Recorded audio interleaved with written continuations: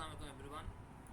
আশা করি আপনারা সবাই ভালো আছেন। গত ভিডিওতে আমরা এক্স লুকআপ, ভি লুকআপ এবং এইচ লুকআপের ব্যবহার দেখছি। আমরা এখানে আজকে জানবো সাম ফিল্টারের ব্যবহার।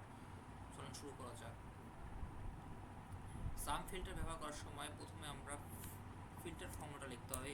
ফিল্টার এফআইএল দিয়ে ট্যাব প্রেস করলাম। আমরা এখানে হার্লে ফিল্টারের 2019 থেকে 2022-এর সম্পূর্ণ কমিশনটা ক্যালকুলেশন করব।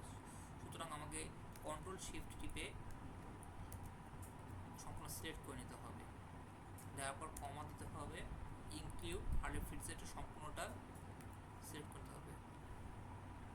দেওয়ার পরে ইকুয়াল সাইন দিয়ে শুধুমাত্র হার্লে ফিল্টারটা ক্যালকুলেশন করলে সিলেক্ট করলেই আমরা দেখেন 2029 থেকে 2022 সালে হার্লে ফিল্টার যেগুলো আছে কমিশন সবগুলো পেতে গেল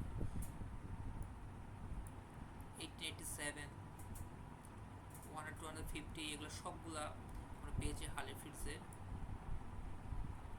এইগুলা দেখতে পারেন 1239.4834 1425 2020-এর।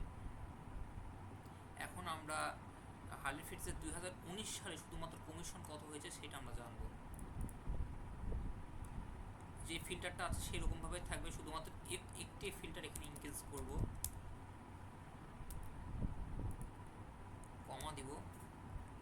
কমা দেওয়ার পরে ইনক্লুড আমরা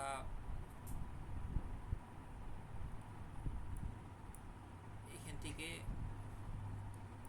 2019 থেকে 2022 সাল পর্যন্ত সিলেক্ট করে নেব, পুনরায় ইকুয়াল সাইন দেব। এখন শুধুমাত্র 2019-এর ক্যালকুলেশনের ক্ষেত্রে আমরা 2019টা সিলেক্ট করব।